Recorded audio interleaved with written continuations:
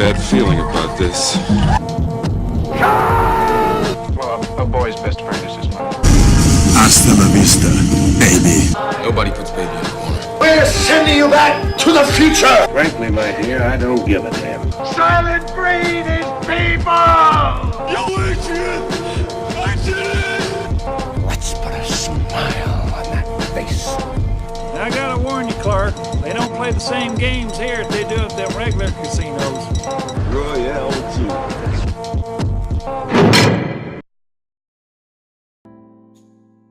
2. Welcome to Casino Royale with Cheese, where Shane and I sit back and talk about number one movies from 20 years ago.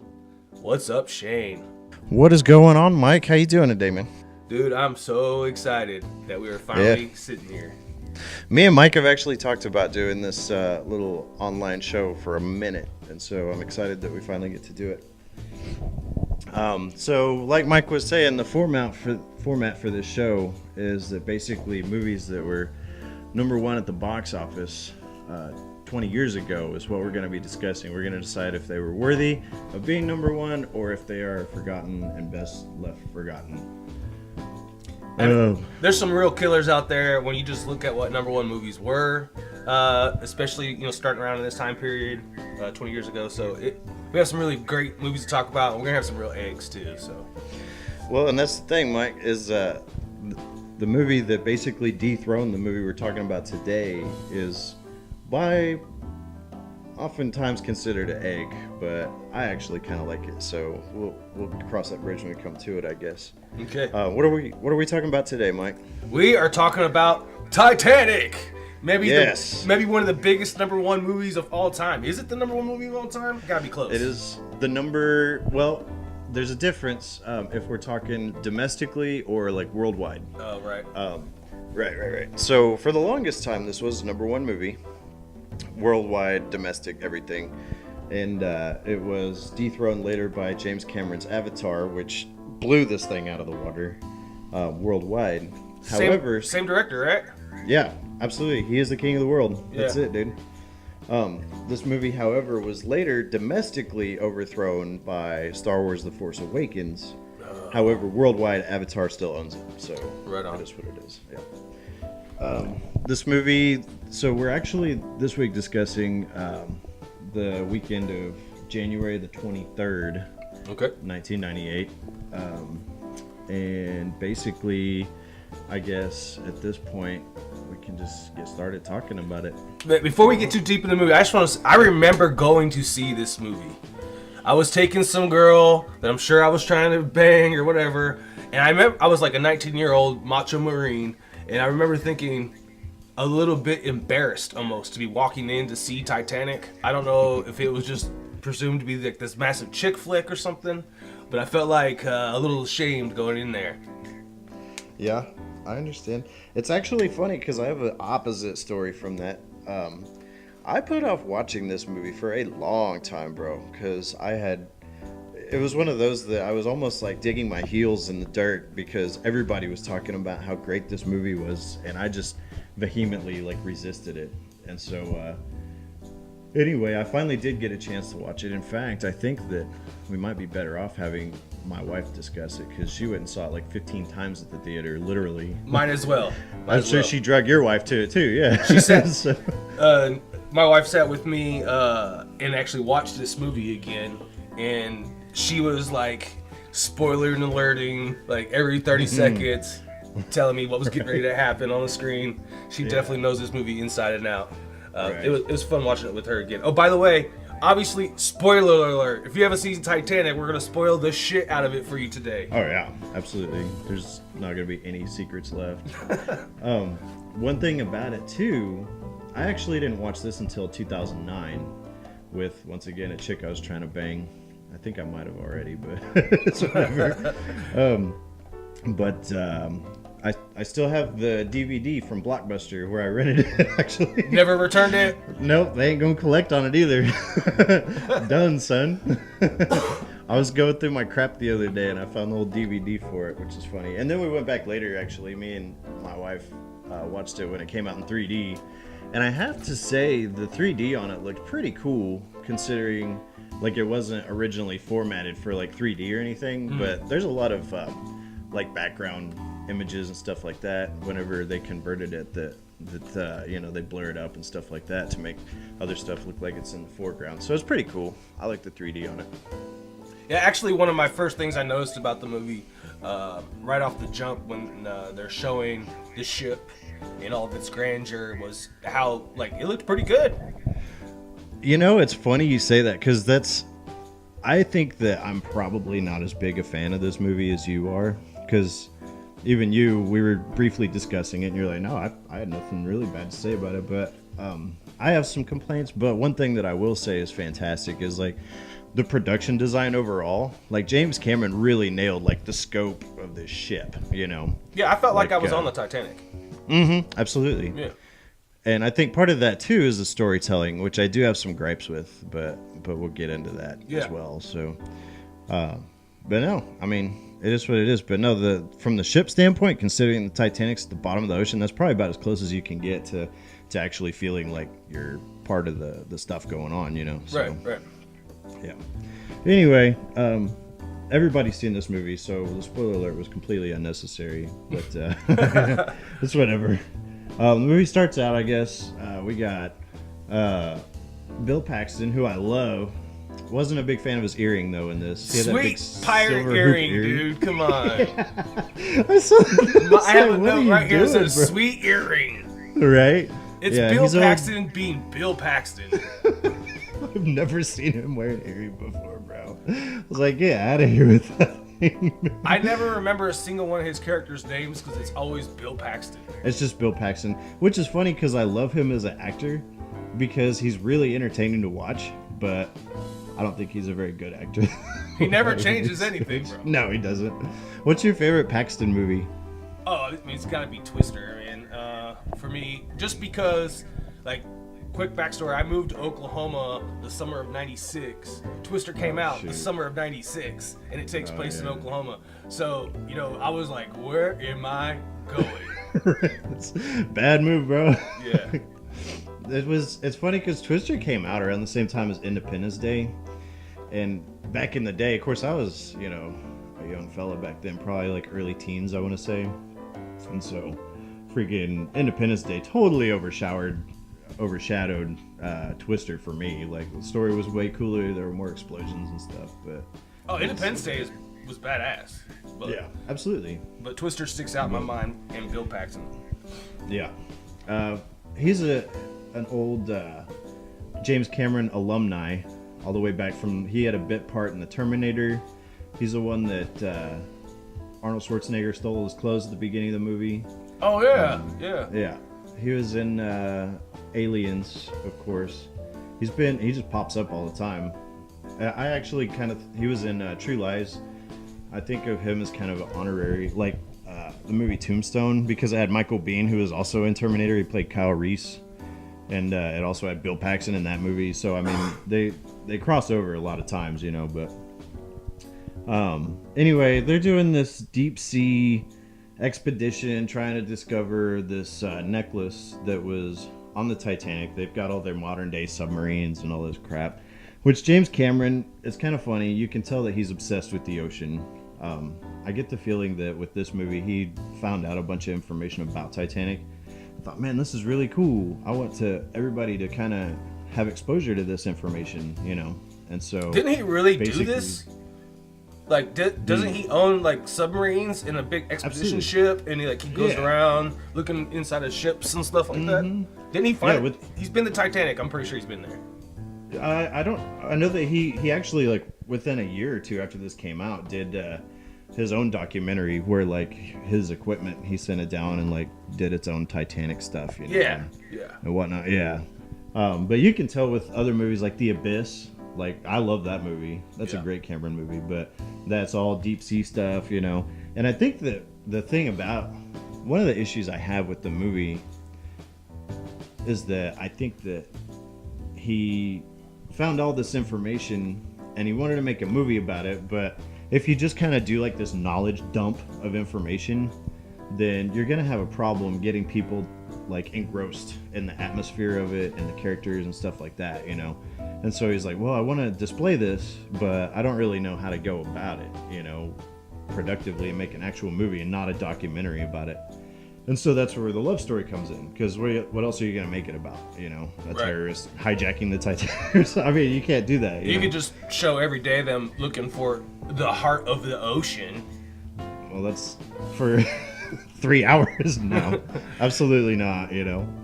And so that's one of the issues. I feel like up front, this movie is supposed to be about the Titanic, and the love story was kind of a second-hand sort of thing. But I don't know how well the love story really holds up, in my opinion. But we'll get to that, I suppose. Yeah, absolutely. I want to talk about, so these subs are going down. James Cameron's got this dude sitting next to him with a big beard, heavy set guy. And he was wearing a Watchmen shirt, by the way. Oh, was he? I didn't know. Yeah, the comedian. It had the smiley face with the bullet hole in it. Oh, yeah. I guess I didn't even put that connection together when I was watching it. Yeah. I was kind of enthralled with this robot arms that this guy could control.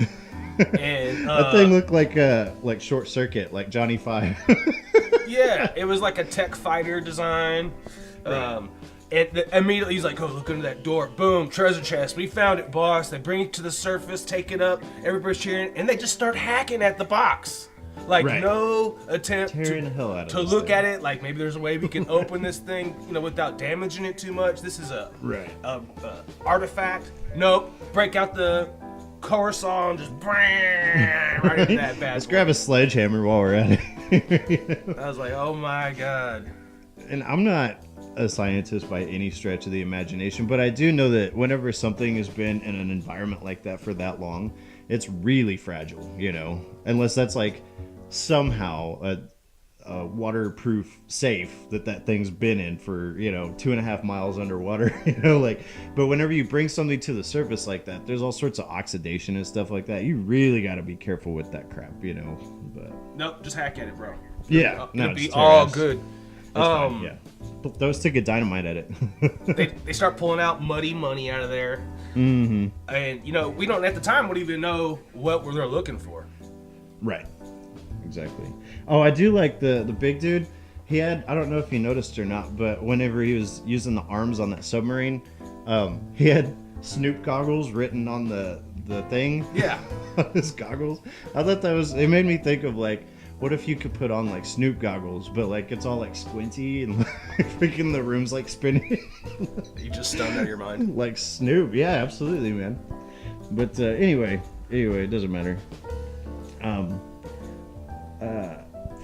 Bill Paxton sees the boobs, the boob picture. He gets really excited over these boobs. They're pretty nice. They are. Kate Winslet, get it, girl. She's been drinking her milk or something.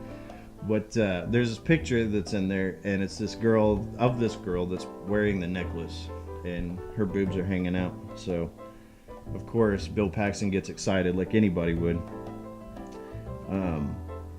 And then, well, what is she wearing?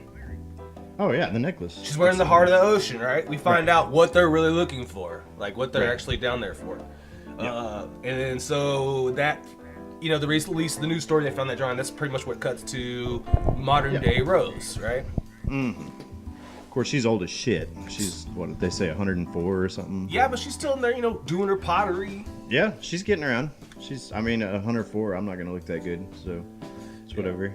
Yeah. But she actually gets in touch with the Bill Paxton's expedition, and she's like, I got something I got to tell you. And so turns out she's the girl in the picture. They fly her out to his rig out in the ocean. She brings her dog. She brings her goldfish. Everybody goes out there, and her granddaughter. Interestingly enough, that is the girl that James Cameron left. He was married to Linda Hamilton, who played Sarah Connor. And he actually cheated on the granddaughter, or on Linda Hamilton with the girl that played the granddaughter. Oh. And I was like, man, you traded down big time. Because Linda Hamilton, oh my gosh. She's incredible. But anyway. Bill Paxton says that's his new best friend is Old Rose. And then big dude with the beard starts going over all this stuff. Like about how the ship sank, Yeah. like right to Which her was face. ham-fisted, and duh, I was there, dude. What are you telling me this crap for? She's like, I don't remember it quite as fondly. Right, exactly. Of course, he's being really crass and inappropriate about, this thing that this woman barely survived, Well, and he thinks she's a phony. Yeah, exactly. And they're so used to discussing all this stuff in like scientific terms that all the personality of that situation's been completely removed from it, So anyway, I wrote that down in my notes here as needless exposition for like all the idiots out there who never went to school. This is what we're talking about. I just like how he was like, and then it pap and boom, and everything right to Rose's face. Sinks like a turd down to the bottom of the ocean. Yeah, exactly. It was crazy, man. I did find it interesting. There's some stuff that... So I didn't know this until recently, that apparently there was different schools of thought about whether or not the Titanic actually split in half. Like, people didn't even know that until like the early 80s. And of course, another thing that, they go over in the documentary as well, not documentary, that the presentation that this big dude puts on for Rose, is that like they were going super fast or whatever, and after doing a little bit of research, I found out that the speed really didn't factor into it all that much. What happened was whenever the ship brushed the side of the iceberg, then what happened was it actually was popping the rivets out of the side of the ship as it was going. And what happened was all this water started pouring into that, and just the pressure and everything started to open those holes up bigger, and it basically caused just the holes to turn into these huge crevices where water was just seeping in at that point. So yeah, they might have seen the iceberg a little bit faster, but speed really wasn't as big of a factor whenever they came to actually hitting the thing, Well, and so the guy, we're jumping ahead a little bit, but right. The captain's like, did you get the binoculars? And the guy's like, no, we haven't got them yet. Interestingly enough, so with the binoculars too, the funny thing was they were looking for them on the ship, and apparently that's really based on facts. What happened was this dude, they had put him in like this lockbox for like safekeeping or whatever, and nobody thought to even look in the lockbox for him. They were on the ship the whole time, exactly where they should have been, and nobody. I mean, it was just kind of like this perfect like series of unfortunate events, for lack of a better word, So, Yeah, man, it was. Yeah. So Rose decides she's gonna tell the story. Yes. We Really go- long story. We go back in time 84 years, right? Yes, sir. Then that's when you start those big shots of the ship I was talking about that were pretty impressive to me, stood out. Yes. We meet. Go ahead, you got something? Oh, I was just gonna say, I like how she talks about you could smell like the fresh paint, the new car smell is what I call it. Yeah. Where basically it was kind of a cool deal where it's easy to sit. I thought that was kind of a neat sort of way of putting you in the mindset of the people that were getting on the boat and stuff like that. It's one of those things that you never really think too much about, Mm-hmm. But anyway, I digress. We meet the young Rose, and she talks about how... And her fiance, Cal. Oh, by the way, I already hate him. I love Billy Zane. I saw Cal in this movie, and about 3.5 seconds later, I was like, dickhead. Yeah, he does kind of have like this holier than the snot heads. I love that personification of that trope is fantastic. Well, it is interesting because Rose, as she's telling the story, she says that this was a place of dreams for everybody, but for her, it was a prison. A prison, yeah. Which That's I'll go how into she that. was. She was walking onto the Titanic in all its glory, maiden voyage, and she saw it as a prison. Mm-hmm. Absolutely. Well, I'm gonna go over that Rose stuff in a little bit once she starts talking to Jack about why she's so unhappy, because I do have some issues with that as far as her characterization goes, but it is what it is. Anyway, the dude that plays Cal's valet is an actor, David Warner is his name, and he's this old Star Trek alumni. He's the only, that's pretty much the only thing I think I've ever seen him in aside from this. Was he was in a couple of Next Generation episodes. You're talking about his manservant? To the movies. Yeah, the old guy, the British dude. Yeah. But he's a great actor, though, man. He did 2 of the best episodes of Next Generation. I'll tell you what. The score for the movie, what did you think? Like as a whole? Yeah, all in all. So Celine Dion's "My Heart Will Go On" plays. Oh, I'm not talking about that crappy song. That song plays 15 times. It really does. And then it all culminates to like over the credits, you finally get to hear with the lyrics and stuff. I'm like, we've heard this, but whatever. And it was played on the radio 6 times on my way to the theater, but that's fine. Right. Yeah. I mean, nothing against the movie, but it is like half the Right. score of the movie. It is. Although I will say, so if you really get down to like the meat and potatoes of the score, it was written by this dude, James Horner. He's basically Cameron latched onto him, and the rest is history up until he died after he did the first Avatar movie. But he's, once again, an old Star Trek alumni. He did Star Treks 2 and 3, and both of them were fantastic scores. I'm a huge fan, so may he rest in peace. And him and Bill Paxton. You guys have fun doing whatever you're doing. Yeah, right. Yeah, Well, I mean, that's what's going to happen when you start doing movies that are 20 years old. absolutely. It is. You know, people talk about like all the deaths that took place in like 2016 and 17. We're just getting to that age, man. All our old icons are dying. Yeah, they're old people. Yeah, Old people die. that is true. I will die an old man someday, hopefully, if everything goes well. If you make it that long. If I make it there, yeah. That's it. Anyway, what happens next, Mike? They're unpacking their stuff, and Rose makes this just quick reference to Picasso, and she's got like a museum's worth of artwork there inside the ship.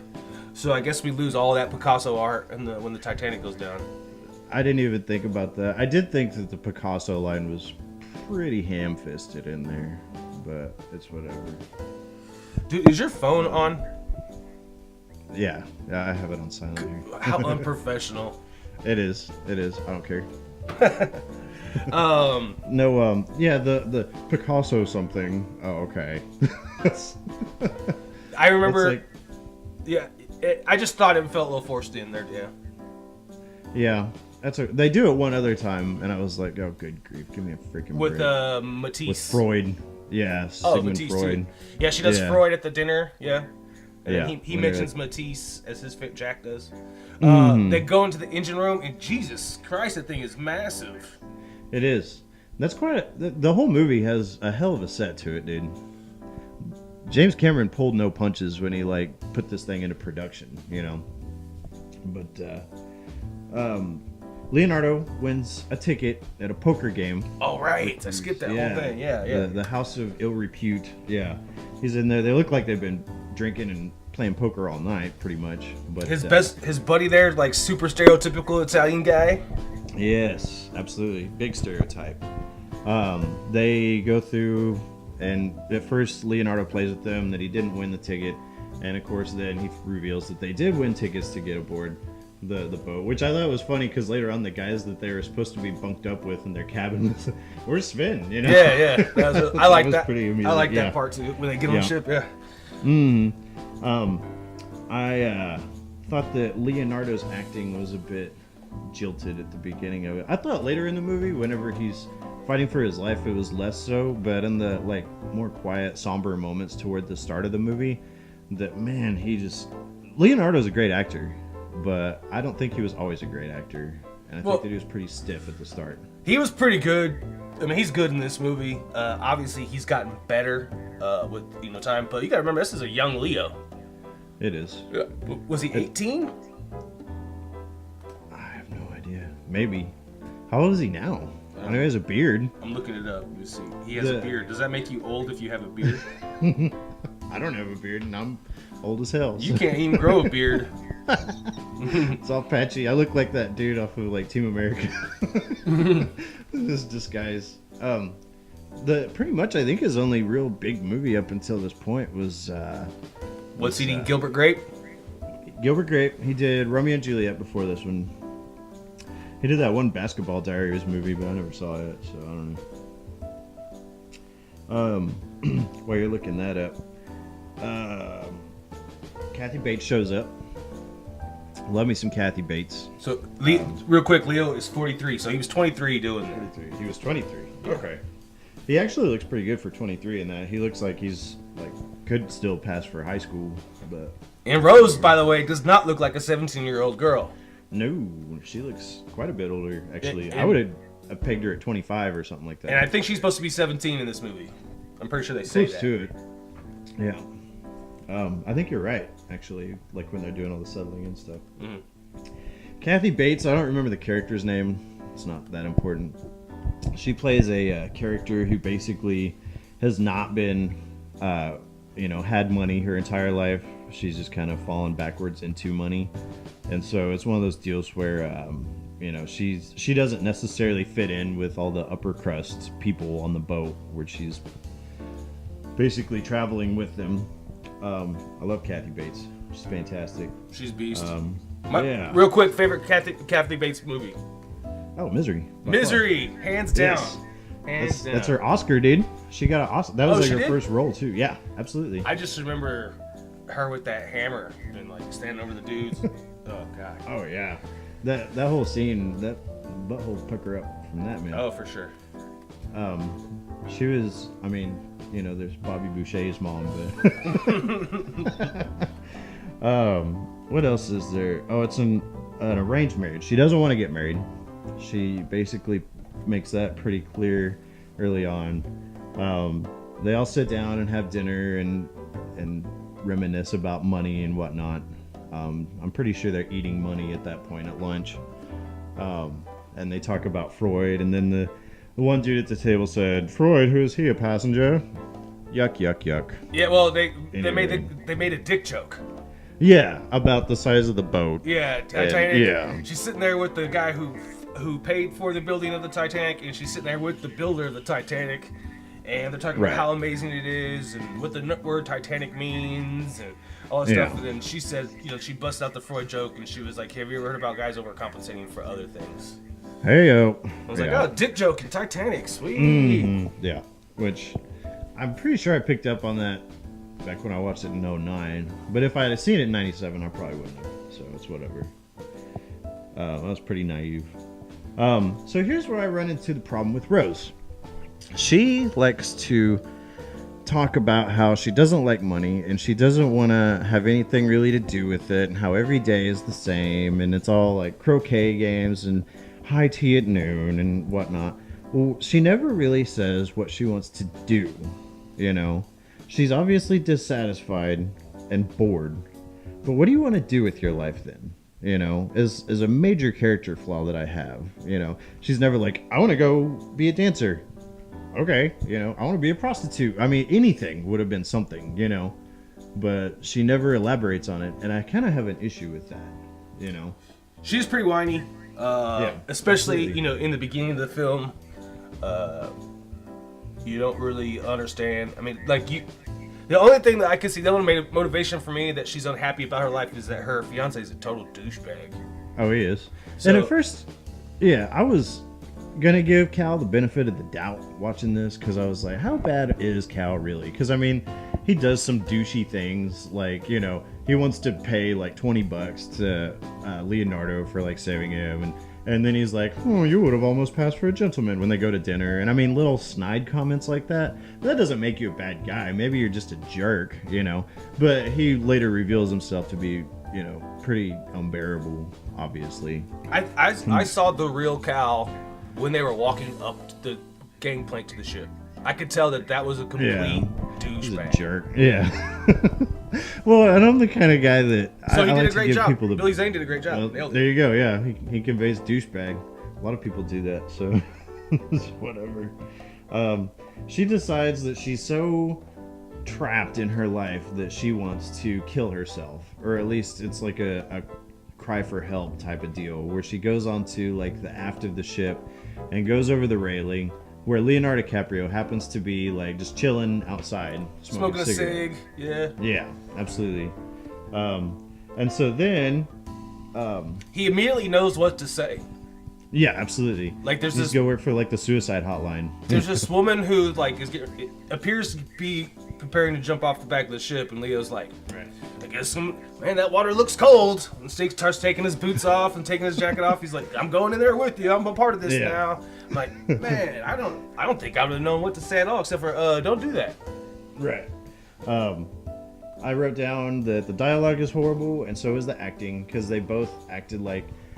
The only thing I could compare it to is like if aliens came down from another planet and learned English and were handed a script and say, here, do this scene. Because they... Maybe it was just something about the inflection or something like that, but nothing I felt like in that scene felt natural coming out of their mouths, either one of them. Well, and she's standing on the back of a ship. Right. And that too. The way she's just talking, so like, I don't know, you would think there'd be a little bit more emotion in the voice.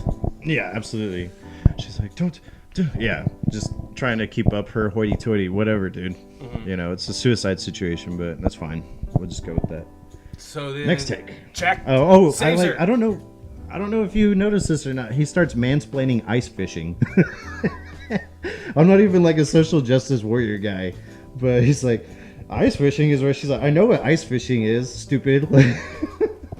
Well, you know, he thought she was a fancy girl who'd never done anything rough and rugged before, you know?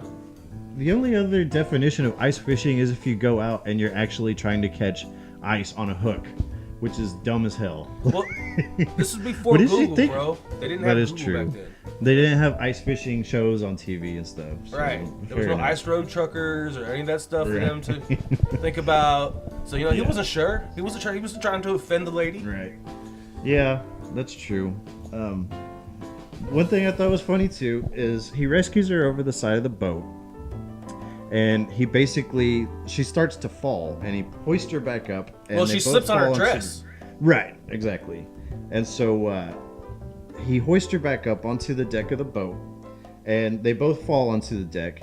And the security comes out, because they heard her screaming, and they look at his shoes, which are off. And they're like, that's rape. Yeah. He's trying to rape her. I was like, I don't know if rapists worry that much about their shoes or not. You don't know. You don't run in those circles, huh? It's pretty common in the racist community or the rapist community to take off their boots first. Yeah, explain that to me, Mike. I'm just kidding. I have no idea what that was all about. No. I'm pretty sure it's case by case with rapists anyway, so it's whatever. Yeah. And then he immediately gets arrested. Yes. Saves the damsel in distress and then gets arrested. Right. It's not like she's in, like, passed out or unconscious or anything. They have the time to go through and hook him up in handcuffs before she ever says anything. If it was me right off the bat, I'd be like, yo, he didn't do anything wrong. But no, he's over there. They're ready to trot his ass off to the cell. And she finally intervenes. Yeah. She doesn't stop them from...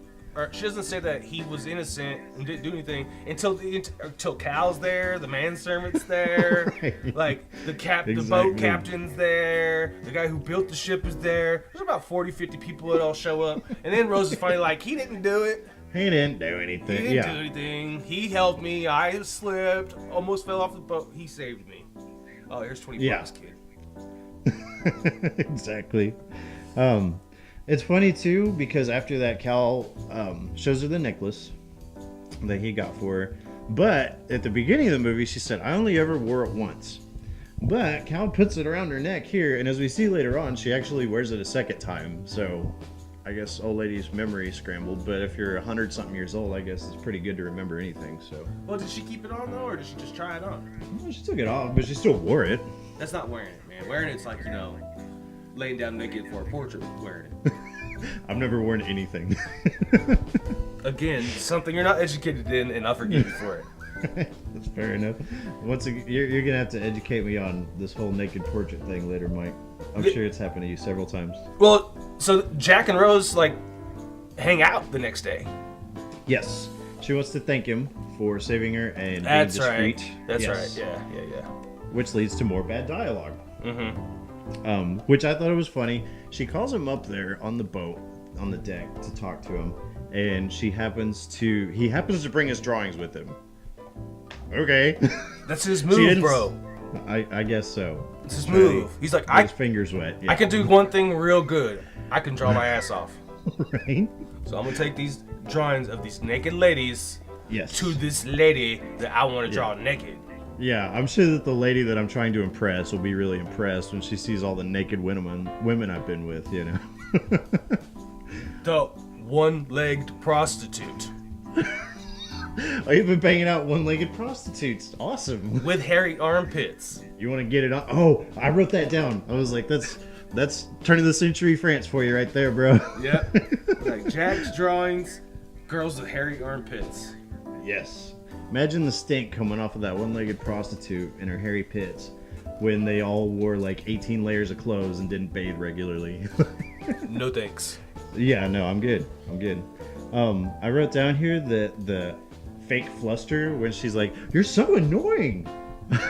Yeah, what was that about? Totally unnatural. Because she turns around to walk away, and then she turns around to chew him out again and say he's annoying.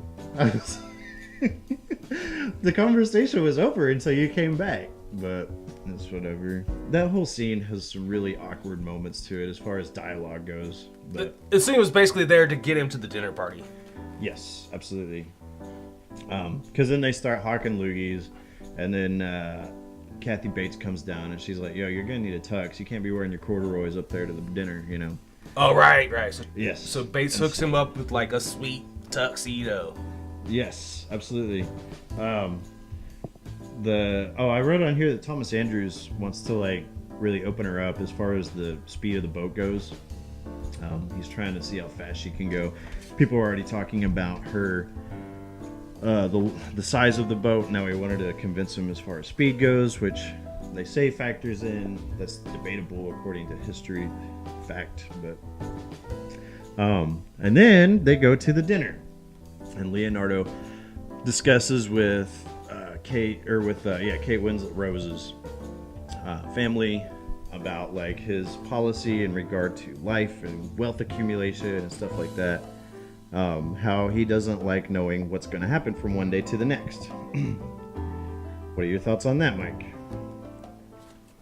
Well, I mean, it's idealistic and it sounds really cool in theory, but you can't just bullshit your way through life every single day. And it's, you know. You got this girl that you're trying to hit on, and you basically told her, you in fact did tell her that like 2 nights ago you slept under a bridge. Women don't like that, bro. Apparently this one does. I guess so. She's loving some bridge, dude.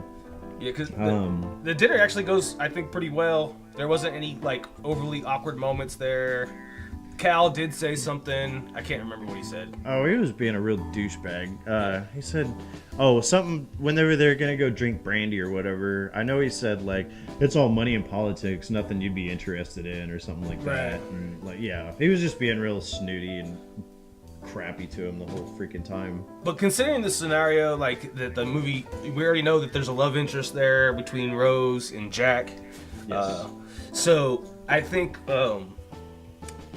Considering that we already know that going into the dinner party, like the dinner party goes pretty chill, you know. They just eat dinner and then he hits her with the old pimp move, "Meet me by the clock note."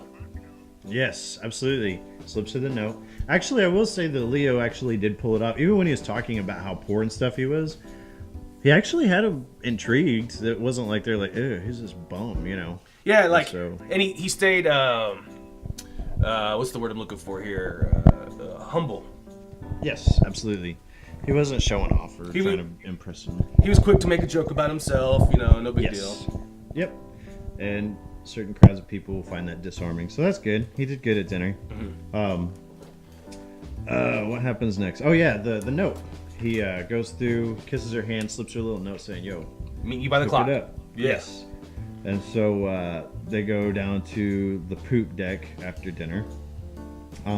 And then they start dancing this Irish Gaelic type music. They river dance their asses off, Shane. Yes, There's they no do. other They way do. to say it. All right. First of all, something you need to know about Rose and Jack. They both have sick river dance skills. They do. They're They're- dancers. They don't know each other, but they know the same river dance. Dude, What's up with that? They're kindred spirits in that regard, my friend. They know what's up. And all that Irish music really made me want to drink like a really dark lager, dude. Like, I love that sort of thing. But Like That's your Irish jam? pub. Do you put that on like your No. Pandora playlist or? I got that on iTunes or whatever. No, but whenever I hear that crap, it makes me want like a really dark beer for whatever reason. Like, Well, Guinness. speaking of dark beer, there was party fouls all over this party. Oh yeah, Down the poop no, deck. they're spilling stuff. Jack was stealing beers. They were just sorts of knocking crazy every glass of beer down. Every time you turn Yes. around, and they would all just laugh about it.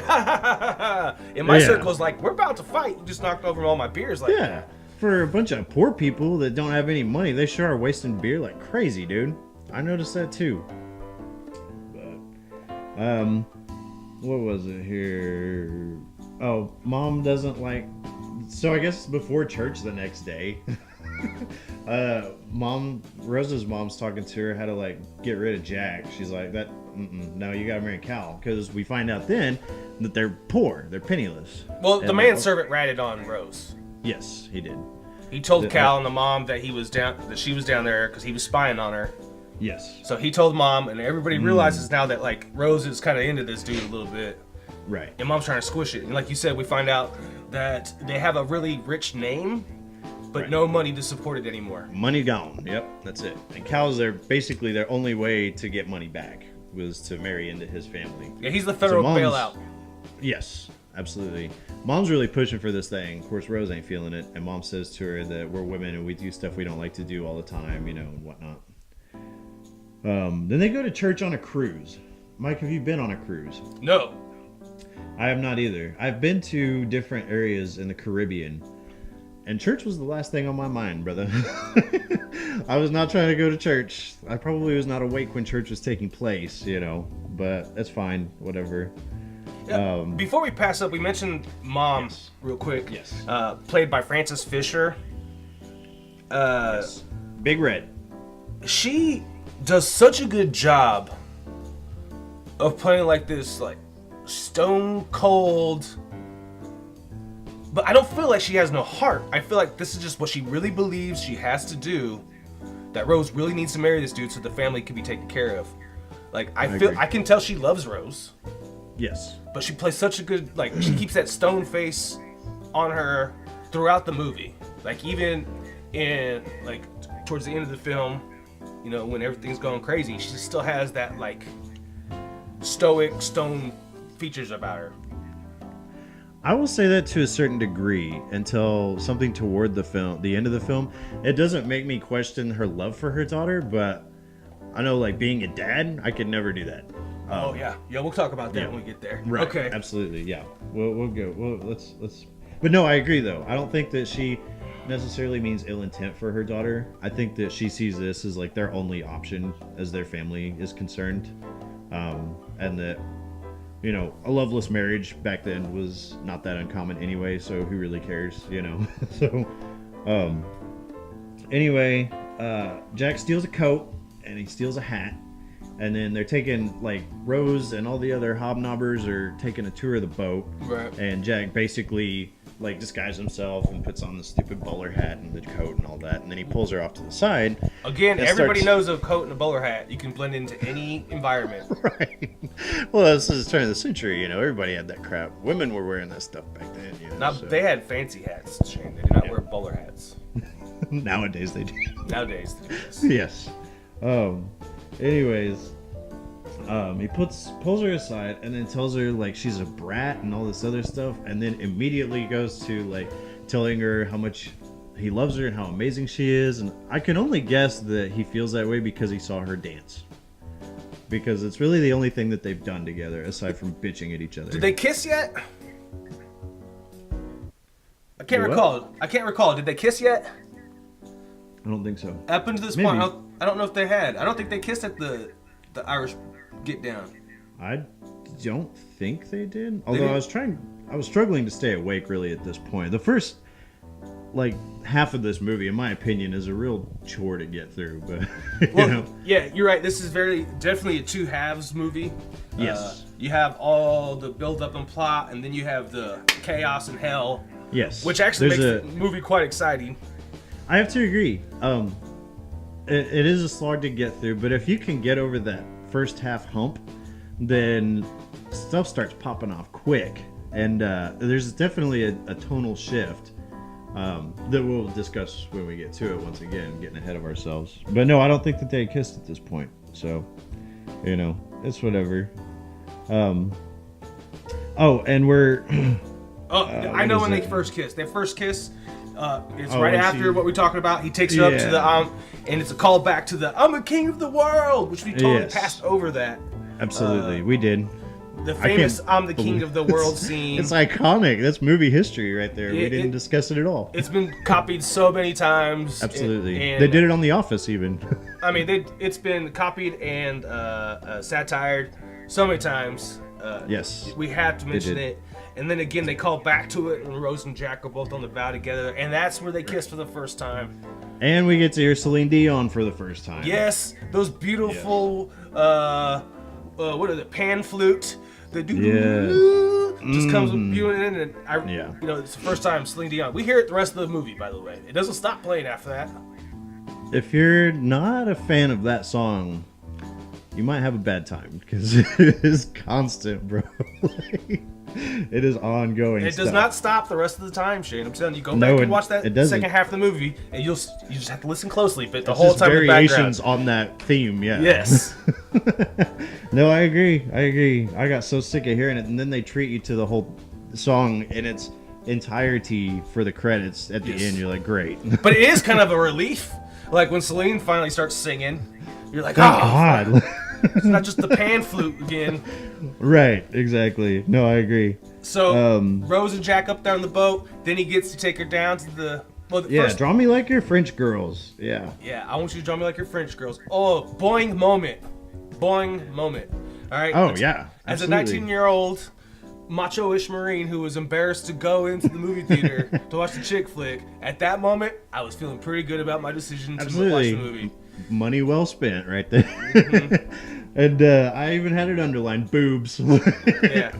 That freaking And she's wearing the Heart of the Ocean. absolutely. It You actually have- made me. Go ahead. Yes, she wears it for a second time, but not Oh, according right. to you. But actually made me think of like Jack Nicholson in Batman, where he's like cutting out that picture of Vicky Vale. He's like, "Oh, it's hard to stay in the lines," you know. He's definitely sitting there drawing her. But then old grandma talks about how that was like the most erotic moment of her life, and I probably was like, was. "Oh, it probably was," but I'm just like, "Grandma, don't." Nobody wants to hear about grandma eroticism.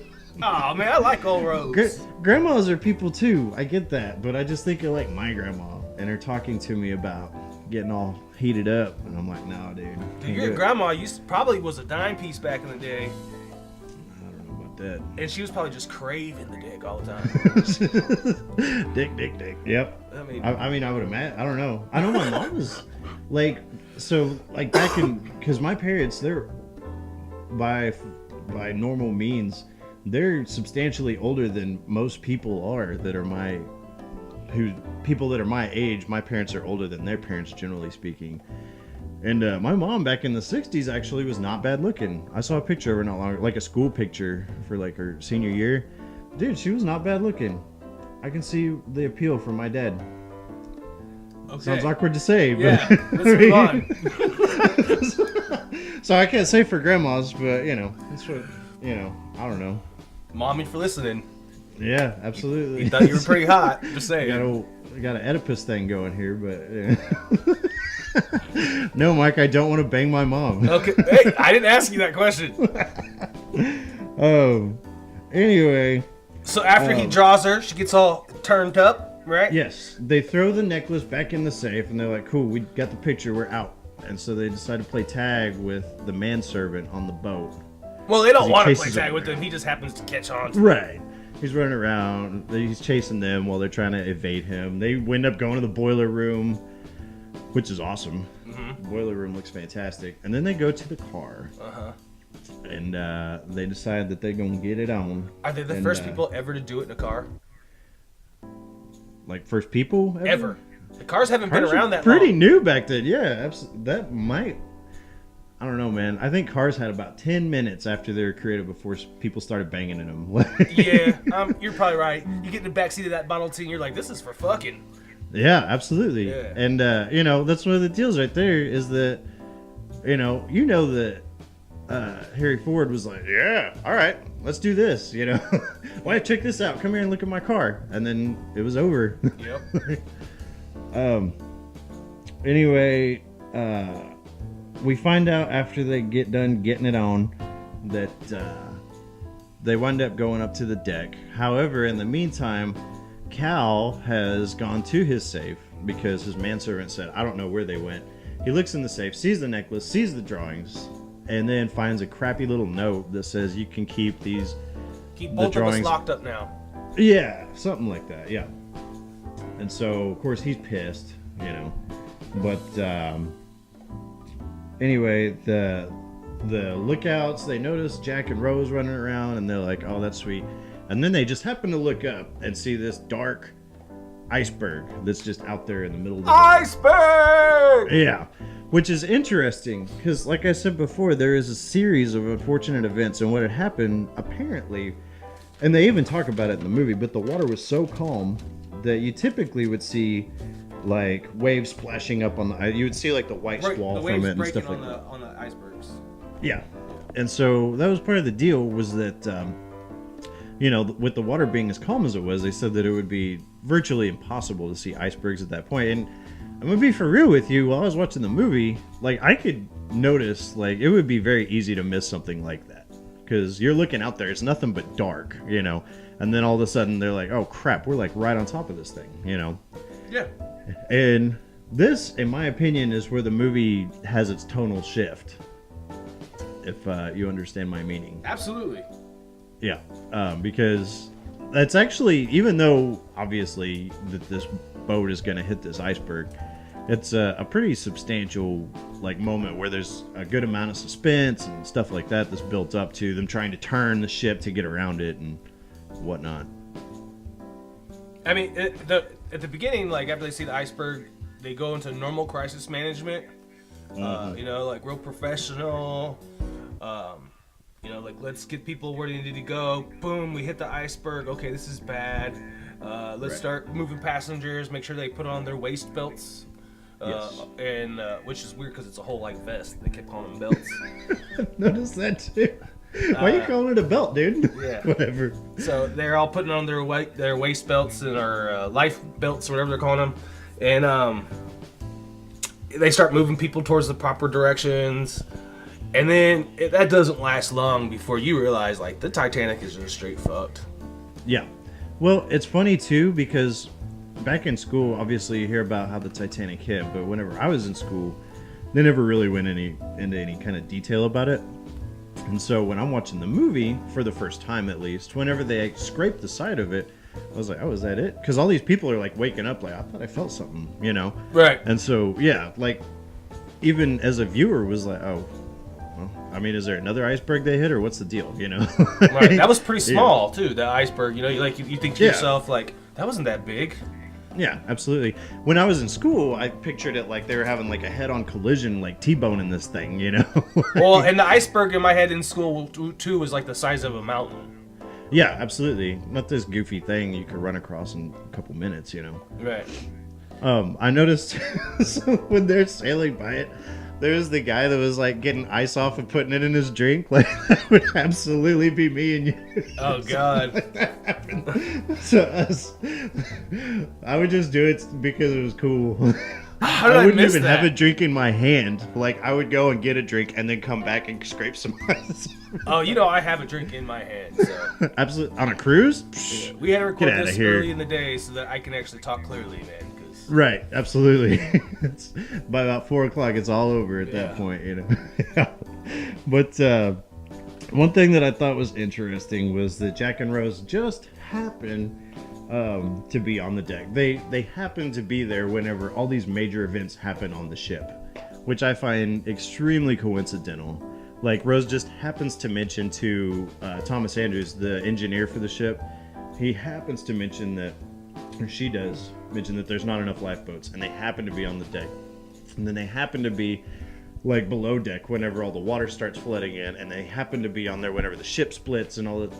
I was like, there's a lot of stuff that we're supposed to believe that these people have experienced firsthand. Like, I could see a number of different people encountering all this stuff. But these same two people running into all this stuff. Well, that's where you go back to.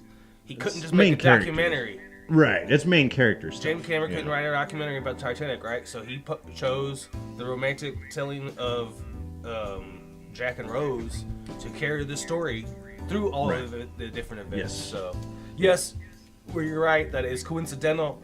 For the movie purposes, they kind of have to be there. Yes, I agree.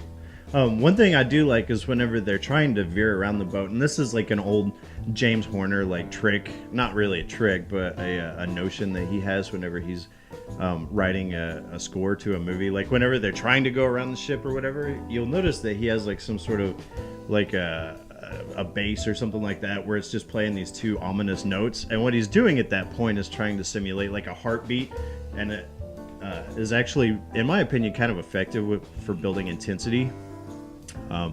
Because it's just, the music is basically the heartbeat for the audience, watching this thing that's inevitably going to hit, They did the same thing in The Wrath of Khan, But, let's see, what else is there? Oh, yeah, I said James Horner shines, so there you go. This is where, in my opinion, he kind of picks up the reins as far as before this, it was just fluty music with violins and crap, and at this point, this is really like his bread and butter, the intensity stuff, Right. Yeah. When it's not Celine Dion, that is. But, let's see. Oh, I put, if there's rats running, follow them.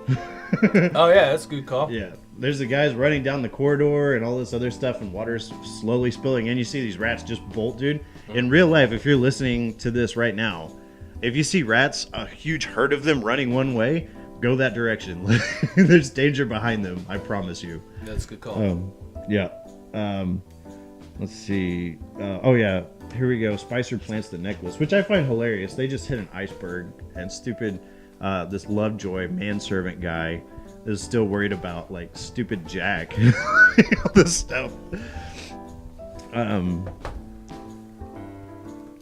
Let's see. What else is there? Oh, so they go up. They start talking to the captain. No, so they basically go through. Spicer plants this necklace in his pocket, and Leonardo DiCaprio at Jack's pocket, basically to like frame him for stealing this necklace, so that later on they can discover it, and then he'll be in trouble. So it's blink and you'll miss it moment. They discover it pretty quick too. Yeah, absolutely. I mean, it's within a few seconds. Right. They're like, "Whose coat is that?" And which looks really bad because he just got done stealing the coat hours before. Right. So he was just borrowing it though, as he explains to Rose. He was going to give it back. Yeah. Classic line. Yes, because police believe that. Yes. So they're talking to the captain. Yes, they talk to the captain. The Thomas Andrews guy goes up there with all the blueprints and stuff. And he's like, look, there's all these different compartments. He said, we can flood 4 of these compartments with water and the ship will be fine. But those are gone. And we've actually got a 5th one that's been punctured. So we're pretty much hosed. And the one guy's like, well, this ship can't sink. He's like, it's made of iron. I assure you it can sink. And I thought that was a great line. Yeah. And it was great that it came from the ship's designer. Yes, absolutely. It wasn't from some guy who doesn't know anything in... it's just like, no, it can't sink. No, dude, I built this thing. It can't sink. Yeah, no, it's done. Done deal. Which, so I guess the actor's name that played the engineer, the Thomas Andrews guy, his name's Victor Garber. And I thought that there is some pretty good stuff going on. So all these guys are running around in like the dinner hall and stuff like that. And they're like, hey, do you want a drink? They're passing out refreshments and stuff. All these people are wearing their life vests and like having no realization of the danger that they're in. And you can actually see the actor, the Thomas Andrews character walking around the designer, and he's like looking at these people, and this look on his face is just like, dude, you have no idea the amount of trouble that you're about to go through. Yeah, it's a wrap, son. Yeah, he looks really concerned, and that's when he tells Rose, like, you need to get off this boat, like, right now. Nobody knows what the hell's going on, but it's about to get bad. If you didn't already know the Titanic was going to sink, the look on his face should tell you the Titanic's going to sink. Yes, absolutely. It's a done deal. Mm. So everybody starts to move. Yes. People start to catch on. Things aren't going well. Yes, absolutely. We get to a point where, well, in the meantime, they've actually locked up Jack. Oh yeah, he's arrested for stealing the heart of the ocean. Yes. And the people start realizing that they need to evacuate. And so then we get to a point where the women and children are told that they need to evacuate, which is actually, looking back historically, kind of a mess up, because they went through. Apparently, the captain had told people to evacuate women and children. He didn't say women and children first. And so what had happened was they'd throw all these women and children in the boat, and there weren't any women and children going. And this was, there wasn't a very strong contingency for this, obviously. And so what they do is just cast the boat off, the lifeboats. And so you got these boats that have 8 or 10 people in them, and stuff like that. And they point that out in the film. Yes, they do. Yeah. You find out the captain is a total gangster. Yes, absolutely. He's a bad dude. Goes to the helm, and water's pouring in through doors and stuff, and he just stands there. Yep, absolutely. Captain goes down with the shit. It's the maritime rules right there, homie. Unwritten rules. The band sets up. Yes, the musical evacuation, I call it. Because they're like, well, just because they're gonna die doesn't mean they have to be bored. And so they start playing music on the deck of the ship. Well, and I think those guys are bad too. Yeah, I think for those guys, it's like, well, what else do we do? Mm-hmm. And they even gonna evacuate us. They even call it raps at one point. Yeah. When the boat's in pure chaos, the band's like, okay, gentlemen, it's been nice playing with you. Yes. And they decide, nah, we're gonna keep playing. Yeah, they start playing "Near My God to Thee" and all that. Yeah. Go ahead. Yes.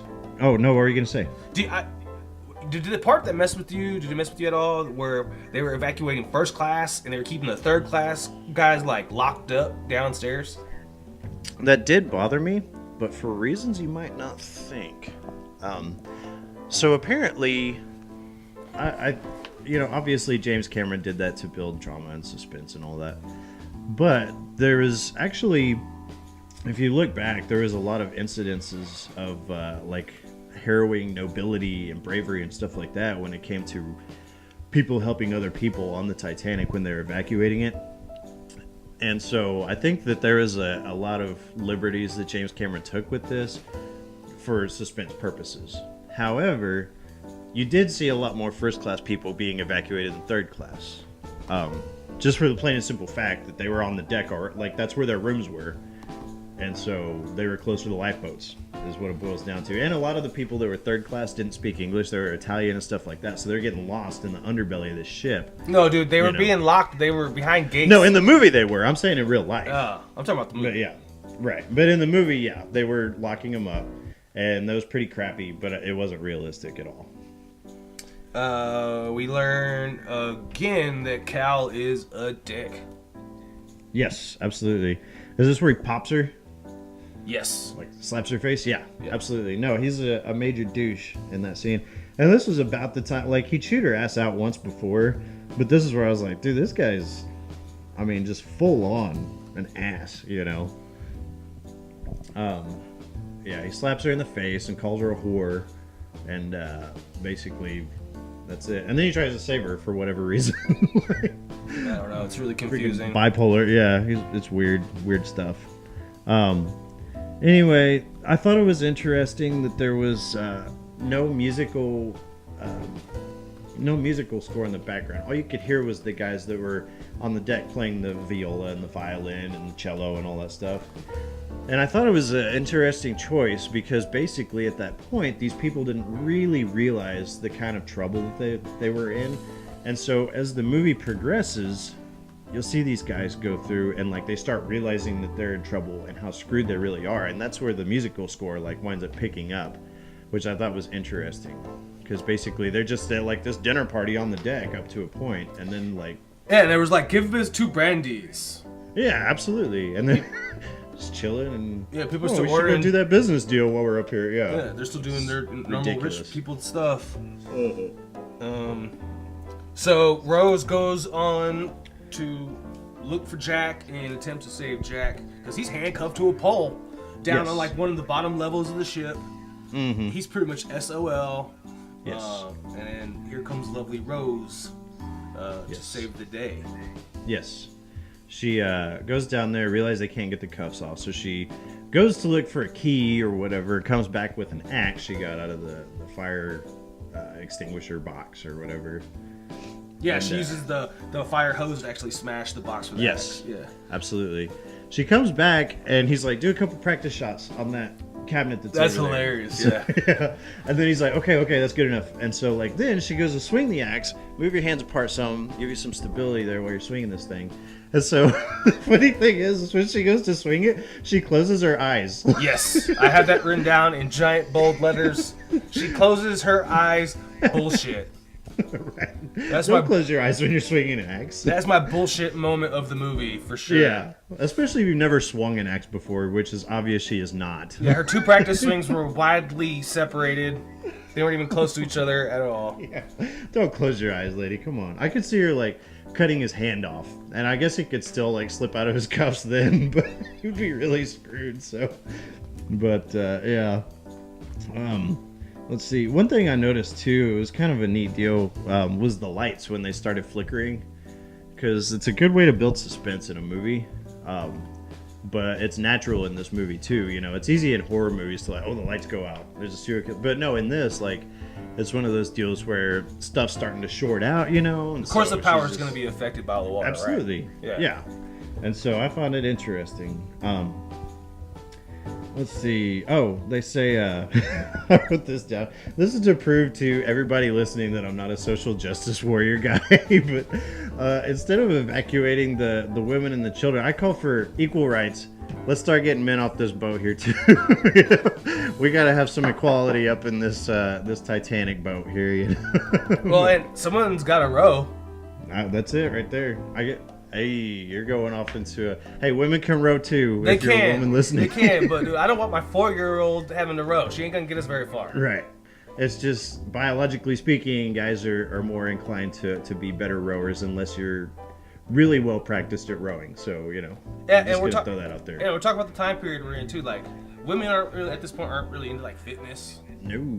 You know what, though? Neither are men for that fact, now that I think about it. Not the people being rescued. The hoity-toity dudes. You know? Yeah. I don't want anybody. Just let the guys that are like the crew of the boat row the thing. Yeah. Give me a couple of those dudes that were down in the engine room shoveling Yeah. coal this whole time. Absolutely. That's They what I got want some with biceps. my boat. Absolutely. They wind up going through. Rose and Jack get on the deck, and Cal basically convinces her, because she doesn't want to leave Jack, but Cal convinces her that he has a deal where him and Jack can get off on the other side of the boat. And then at the last minute, she's like, screw this. They start lowering the boat, but she jumps off onto the lower deck because she doesn't want to leave Jack. Well, Cal bribes one of the guys that Yes. works on the boat. He does. Hands him a wad of money. Yeah, a ton of Meaningless money, yeah. It's not going to factor in at all, but yeah. Money is the least of your worries in a situation like that. money. And Cal never planned on letting Jack on the boat anyways. No, absolutely not. He was just He doesn't- employed to get doesn't Rose give a there. crap about Jack. Yeah, Yeah. absolutely. So then Rose jumps straight out the lifeboat Yes. onto the lower level, and Mom still got that stone cold face. That's the issue I have with Mom. Is that if Mom if you're in a boat, because you have a daughter, and say you're on a lifeboat, right? Right. And you're on there with your daughter, and the next thing you know is your daughter goes to like get off the boat. Are you gonna stay on the boat? Well, it depends. Are we talking about my toddler, or are we talking about my 17-year-old We'll say 17-year-old. unappreciative? Yeah. All No, I you can asked go, her to it's do fine. was Yeah. marry a rich douchebag to save the family. And she's She's not been even willing to bitching do about that. a car all week. Yeah. Yeah, like you've been running around with this vagrant. Cigarette smoking Neanderthal that hangs out Yeah. with one-legged prostitutes. Yeah. Yeah, if it's that daughter, I'm gonna let her go. Right? You do whatever you want. I'm out. Yeah. Yeah, I've already told you we did everything we had to drag your ass on this boat. You still want to jump off of that boy? Bye. Yeah. No, I all agree. Seriously, no, of course not. I freak out. I would at least I'd probably be. Where are you holding her going? down. Yeah. Get your ass back here. Yeah, I'd probably Right. be like, you ain't going nowhere. Yeah. No, I agree. Let's see. So then we get to, so they both are like in the dining hall or whatever whenever they meet, because she was on a lower deck when she jumped out of the lifeboat. And so anyway, Jack goes down to the lower deck and meets up with her. Turns out Cal followed him, and he sees them both embracing each other and starts tripping. And he winds up stealing his manservant's gun and chasing him down. Well, while they were on the deck, he had put his coat on Rose because she looked like crap and was soaking wet. And he had forgotten all about the fact that he put the necklace in his pocket of the coat, which does factor into the movie later. You wouldn't think so. Right. I mean, Yes. so she now has possession of the Heart of the Rose. Or And she doesn't know it. Yes. Yeah, she does not know. So then that's when we start getting into a bunch of like flooding hallways. And, Stuff just starts popping off, dude. yeah. There's a moment where there's a key. They need to get through a door, Yes. like a gate, and they drop the key.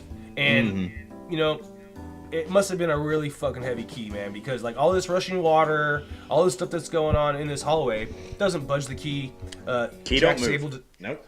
Jack's just able to go down there underwater, grab the key, Yep. come up clutch time, just in time, get the gate open. Maybe another BS moment. I don't know. Right.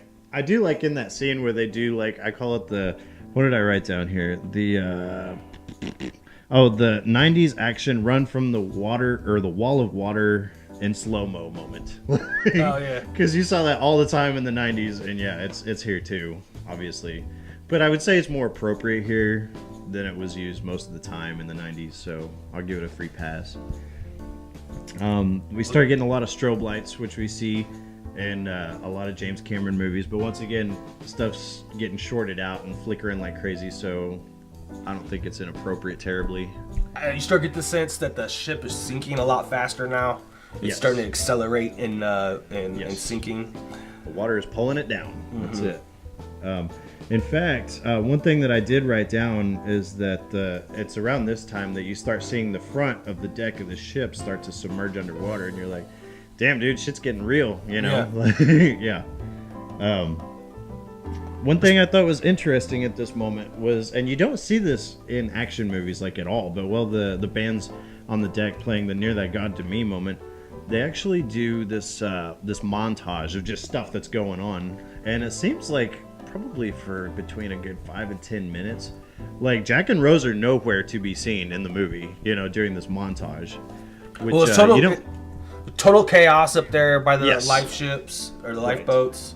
And of course, the engineer, he's sitting there like, I like how he like reaches forward and like fixes the clock, you know. Like, yeah, he's like, there's nothing I can do about that. I can at least fix this, you know. Yeah, and like the water's up to his armpits almost at this time. Yes, just And he's about, sitting there, yep. He's sitting there adjusting the clock.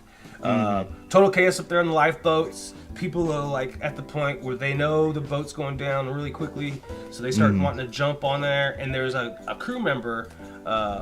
His name is Will. Yeah. And as one of the, it looks like one of the third class. He was another Yes. friend of Jack's. He was hanging out with Jack earlier on in the movie. You're right. So he's another third class Yeah. passenger. He attempts to jump onto one of the lifeboats and Yes. just gets shot. Pow! Right. And Will's- the dude that shoots him can't handle it. Yeah, And that's his he's name just is like, Will. Screw this. Oh, okay. That guy's name was Will. I don't know how I know that, but I know his name was Will. I didn't know that. Yeah. Yeah, he shoots that dude out of the sky like he's playing Duck Hunt, and Yes. it was like, oh damn, Gina, I just messed up. And he Right. promptly stands up, hits him with a salute, and then shoots himself. That's it. Yep. Done. Cal uses a kid to get on a boat. He does. Which, if we're in the Go Cal category, technically he saves a kid. But it's for his own means, so I don't. He says, "I'm all she has left in this world." Right. Exactly. It's around this point that the front end is really starting to get submerged, and the ship is really starting to shift as far as tilting up. And so we have at that point the ass is sticking up on this boat, and before that happens, Jack grabs Rose and says, "Dude, we need to get to the back of this boat." And so they go, they grab onto the railing. The band's and then still they- playing, by the way. Yes, absolutely. And so they're like, whatever. Like, that band's pretty badass. They go until gravity takes them. Yes, absolutely. Which I'm glad we never got to see them get took, because they were pretty awesome. The ass is hanging up. And then Jack and Rose decide to throw themselves over the railing so that basically they're lying down while the ass of this ship is sticking up. The captain goes down with the ship at that point. Yes, absolutely. And there's a dude that he's holding on, and he ends up letting go, and like he falls and hits the propeller. Dude, let me tell you. Yes. There's two things I remembered from Titanic. I only Yes. watched it the one time in the movie theater until a couple nights ago when I watched it again.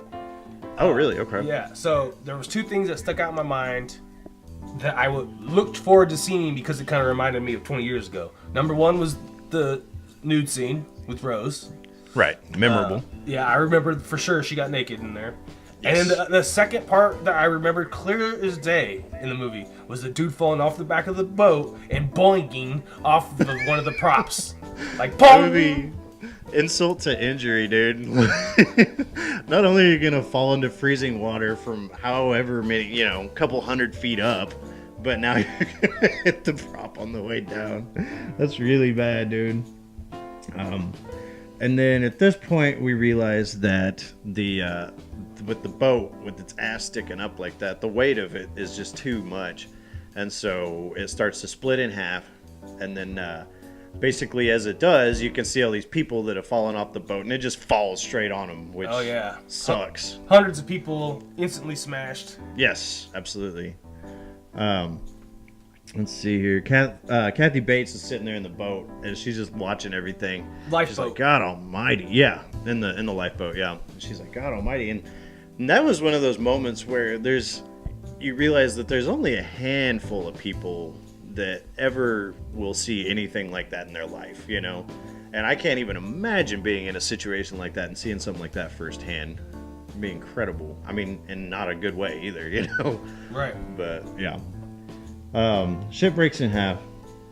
I put down there's a bad composite shop when the ship sinks, because basically the ship looks like a model, except you can see people swimming around. Like the water droplets falling off of it are too big and stuff like that. But once again, free pass, because it was the late 90s. If that was done nowadays, it would all be CGI and it'd look like crap. So, it's whatever.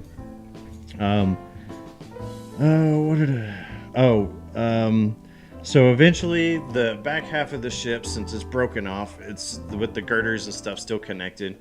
The front half of the ship that's now sinking basically pulls the entire thing into the water. And so, yeah, Jack and Rose are still hanging on tight. And, They're the last ones on the ship. Yes, I believe so, yeah. Because there was like that one lady that was like there or whatever with a baby. I don't remember what happened to her, but Call back to where Rose and Jack first meet. Yes, absolutely. On the back of the boat. You could also make the argument the whole like thing where she's on the front of the boat with the Celine Dion and stuff, But no, it is absolutely, because she was hanging off of it once before, and now she's trying to hang on for dear life, Right. So, she was thinking about jumping towards the beginning of the film, and now she's just holding on for everything. like, God, I gotta hang on to this, yeah. The boat goes down, and Jack starts paddling, and he takes Rose to a large piece of wood. Looks like a door or a panel of some sort. Some kind of door, yeah. And they both could have definitely fit. They both could have fit, but he actually tries to get on at one point, and I think that the weight of both of them wasn't going to support the door wouldn't support them both, because it starts to like flop back into the water, and he's like, screw this, no, I'll let you get on here. I'm pretty sure I would have tried again. Or go find something else. You know how much crap there is floating around in that water? Like, they're literally surrounded by stuff. Yeah, absolutely. Like one guy's holding onto a barrel, like this little bitty like mini keg looking thing. How's that gonna help you, bro? Didn't him and Leo both go for that at one time? I know he was struggling to get to it with somebody else. I don't think it was Leo. I don't think his character is that dumb to be like, oh, a barrel. Maybe it was a different. This will work, yeah. I was a few cocktails in by this point. Right, I understand. Lifeboats don't come back. No, they don't. In fact, Kathy Bates tries to convince him to go back, and the guy that's paddling, he's like, dude, if you go back here, we're gonna get bum rushed, and then everybody's gonna be in the water, Probably true. So, absolutely. And I know that wasn't an easy pill to swallow for Kathy Bates, but it is true though, like it's pretty bad. oh yeah, Jack doesn't want to say goodbye to her, but then he goes into this whole goodbye type speech where he's like, you're gonna grow up and you're gonna be an old lady and you're gonna die comfy in your bed, have and you're gonna have babies. kids, and yeah, absolutely. And so I'm not gonna say goodbye like the actual words goodbye, but this is goodbye pretty much. You And know? then she says the infamous, "I'll never let go." And then whenever he freezes, she tells him, "I'll never let," or when he's frozen, she's like, "I'll never let go," and then she proceeds to let go. Immediately after she says the words, "I'll never let go." Exactly. We kind of skipped glad over I'm the not fact. the only one who noticed. So there was actually a little bit of time passage there that they kind of just clipped right through. I Yes. don't know how long it was. It's pretty cold water. You could imagine they were out there, 30 minutes or so, maybe an I'd say hour. so. Yeah. She's the only one left out of all the people The that are out sea there of floating. bodies. Yes. Really unpleasant to look at. There were so many bodies. Like, as the one lifeboat that decides to go back, his crew and his boat back, like, they're literally moving bodies and doing their Yeah. best they can to not, like, hit people in the head. Yeah, with he's like, don't hit them oars. with the paddles, yeah. Yeah. Which at that point wouldn't make a difference anyway. They'd be frozen stiff, but yeah. Rose is just yelling, "Come back," but kind of not yelling. She's like, because she's all hoarse. I think, yeah. I don't know how well her, like, lungs are even holding up at this point. So she's definitely like on the verge of freezing to death. Yes. And that's when she opens her eyes and she sees Jack is dead. Yes. And like you just said, she says, "I'll never let go," and then promptly lets go. Right. And then We find yeah, out. Go ahead. Oh, I was just gonna say. Then she basically gets back to New York Harbor. We find out where 6 out of Cal- 1,500 were saved. Oh, I guess I missed that part. That's just crazy. 6 out of the 1,500 that were in the water were saved, and Rose Yeah. is one of the 6. Wow. They're back on the thing, and Rose throws her last shade to Cal, where she hides from him. Yes, and she didn't want Cal to see her, and then they go into all this post, like a prelude type stuff where they talk about how like he lost all this money during the Great Depression and wound up killing himself. I didn't really care about that, but no, she doesn't want Cal to even know that she made it out, which I found interesting. Yeah. But Then we cut back to 101-year-old Rose. yes, which I wrote down, old lady in the water, never again. I know that if somebody wanted me to go back out on a boat, I'd promptly tell them what to go do with themselves. I would never set foot on a boat after that. Like, not gonna happen, homie. And then she just gleefully throws the heart of the ocean into the water. She does. She makes that goofy little, like she goes to throw it.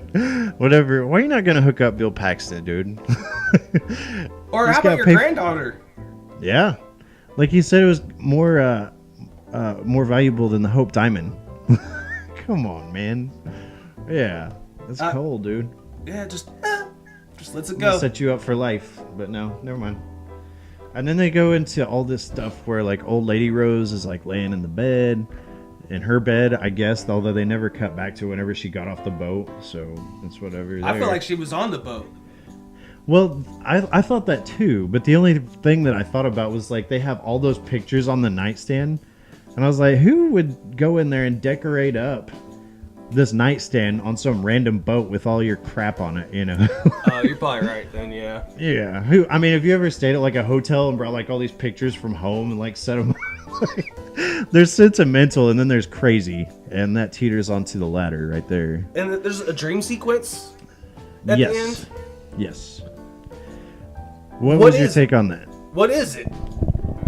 So I think that they were alluding to the possibility of like an afterlife where everybody that had passed away on the boat, that she was able to join them now that she's passed away. So, but once again, we get into like the Pirates of the Caribbean 3 thing where it's like, so is that like the ghost of the boat or like what's going on here? But with everybody passed away, like she was able to rejoin Jack again in the afterlife was essentially my take on it. So I didn't like it. nah, that seemed shoehorned in and unnecessary. I didn't like that. I don't need that happy of an ending. Right. No, it was a tragedy. Yeah. The whole movie was. There was a tragedy. We knew it was a tragedy since grade school. I mean, it's one of the biggest spoiler movies in history. You knew the whole time that ship was going down Absolutely. before you even We walked saw in the movie poster for the movie, and yeah, well, that's gonna happen. Yeah.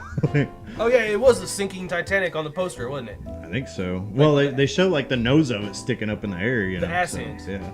Or that, yeah, that must have been what it was, but yeah. And then cue the Celine Dion. Oh, We finally get to finally. hear the song. Yes. Whew, I've been holding my all breath its for the glory. whole movie to hear this song. Play this song, get it out of your system, dude. But yeah, man. So I don't know. What was your take on it? Honestly, I went into this movie when we talked about doing the show. The movie I always use as the example for us to do the show was Titanic. Yes. One, I knew we were right around that 20-year mark for the Titanic. Two, I knew it was the number one for like 15, 16 weeks. Yep. We talked about how in the other rest of our format, we're going to, if there's a multiple week number one, we'll review something that was a number one maybe before 20 years ago. Or maybe it's just a personal favorite that never got number one. We were always gonna go back to Titanic though, for whatever reason. Like this is just an iconic movie. Yeah, and over the Christmas holidays, when you and me were we brought it up again, talking about doing the show. We put it off for several months at this point, and I was actually inspired by a couple other podcasters that they talked about at the beginning of their podcast, and they said, "You just got to do it. There You you just go. got to do it." You know, looking back at this, you know, we're probably gonna think like this was garbage. Like we probably produced way better later, but you have to just Oh, yeah. do it. So we got started. We got a chance to do Titanic. It just the timing worked out. It was number one. We're kind of in the end or the middle of its run, and I kind of went in watching the movie like not that pumped. No. I don't know No, why. I was just like, either. what am I gonna say about Titanic? But I took it for what it was, and I sat and I watched it, and I actually enjoyed it. Yeah. I mean, I didn't enjoy the first half. Like I said, the first half is a slog. It's a chore to get through. But once stuff start, like the boat was really cool. As far as like the set design and production design of it, and I don't know that much about like the filmmaking of it, but I wouldn't be surprised at all if they actually had something that was large size like that to actually like film on. I'm sure that they put some CGI in there where like there was CGI in the background and it was just, you know, Leonardo DiCaprio in the foreground or whatever. But I mean, it was cool. But once the boat starts going down, that's when stuff gets really interesting. And I think that's really James Cameron's forte is the action stuff. And he really shines in that moment, you know, where the boat's sinking and the suspense and the action of it. And there's different stuff like the Cal subplot where he's like chasing him down and trying to shoot Jack and all that stuff, you know, and it actually gives, you know, something that's not just boat sinking, you know, stuff to watch too. And overall, I would say I enjoy it after that middle point where it starts getting good. From then on out, it's a fine movie, you know, but it's not like one of my top 10s or It's not gonna make my top 1,000. It's not gonna make top 1,000. That's pretty hard. It's definitely not gonna make my top 10, man. But I'm gonna tell you, I did enjoy it. I can see why it was the number one. For 15 weeks, I don't really understand, but it was No, obviously absolutely the not. love story was really big. That I do know. The reason I felt so embarrassed going to that is because it was a woman's film. It's how it was marketed almost, is this love story for women. Yeah, I agree. But I enjoyed it. It was a good movie. A lot of really cool stuff. I love Leo. So, you know, anytime I get a chance to watch a Leo movie, I'm not disappointed. Yeah, he's a good actor all around. He's no Wolf of Wall Street or anything, but that's okay. Not everything is fantastic. I even watched him in some later movies like The Beach and stuff like that. And oh man, I think honestly before he and Spielberg hooked up to do, or even Scorsese back with they did like Gangs in New York and stuff like that.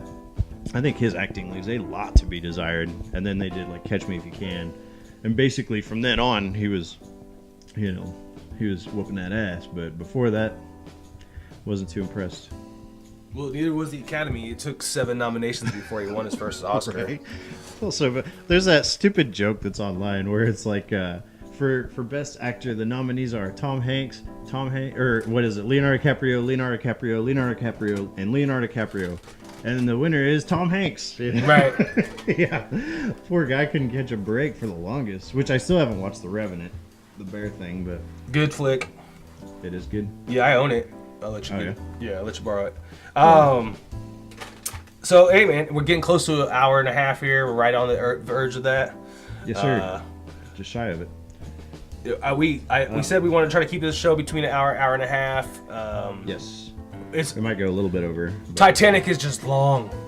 It is long. It's a chore to sit through. 3 in hours moments. and 14 minutes, bro. Yes. That's a long movie.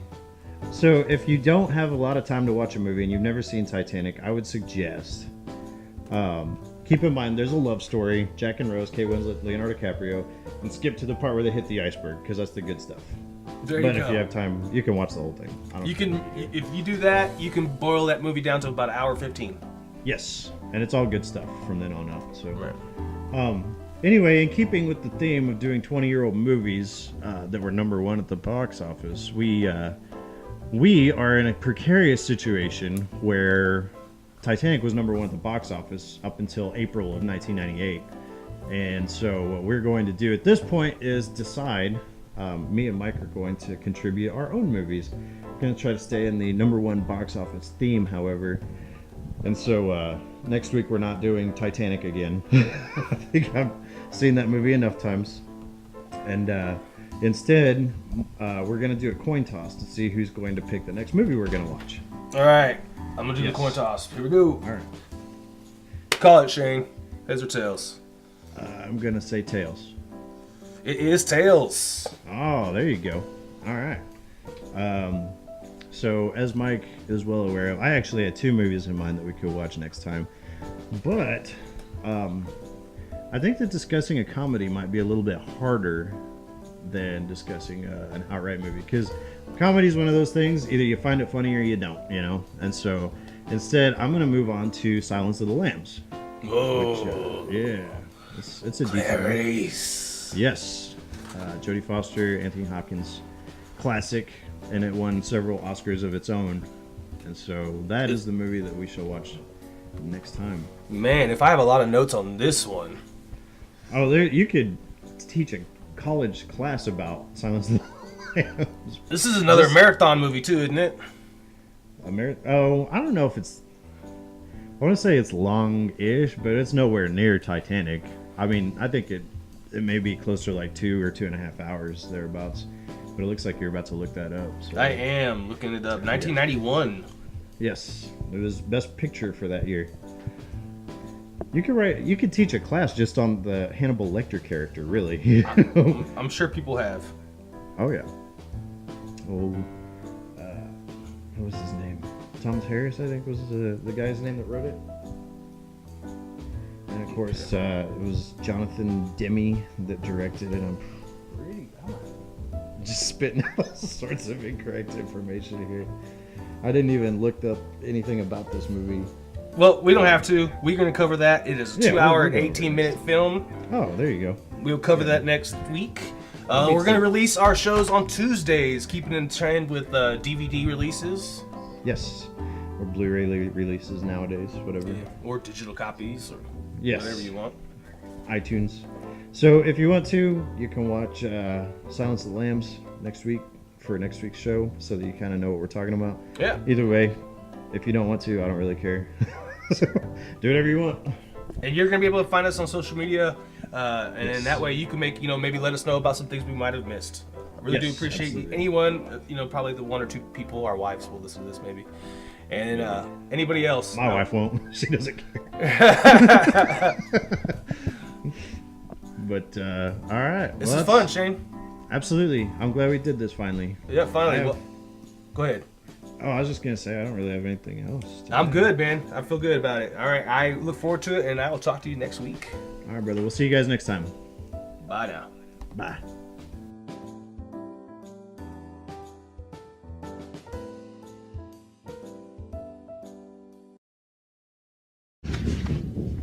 I'll be back.